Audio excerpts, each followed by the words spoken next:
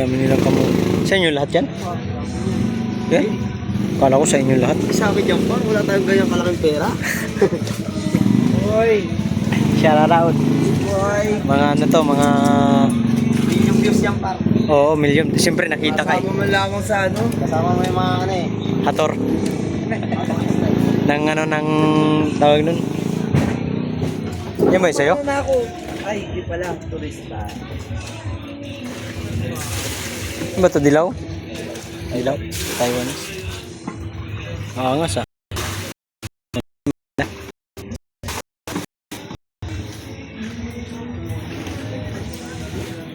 Ito naman yung aking mga koray.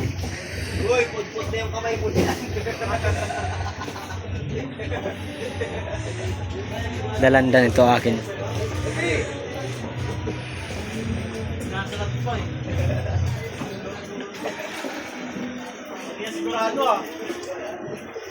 Tagal pa sila mga koray kasi sumabay lang kami dito sa ano kay Michael sa L3 nila. Sa L3 ni Michael. Nagano sila ng kamote.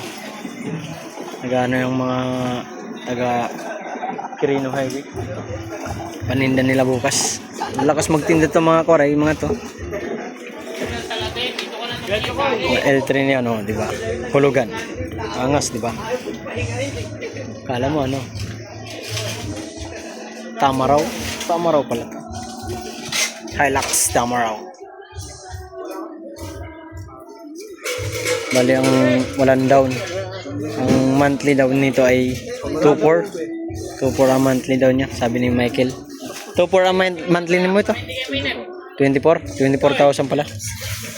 24,000 pala mga Korea ang kanyang monthly. Anday ka.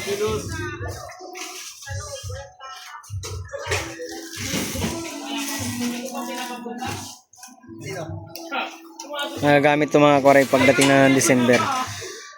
Ang ganda yan. Ayos, ayos.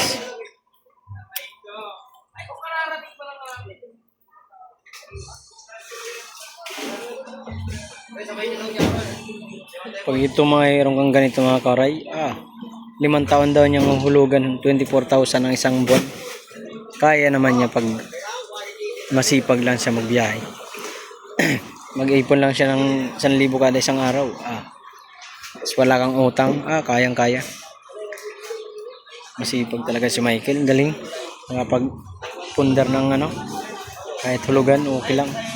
At least sipag itong tao na to. Bagong bago pa. Toyota Quezon Avenue. Wow.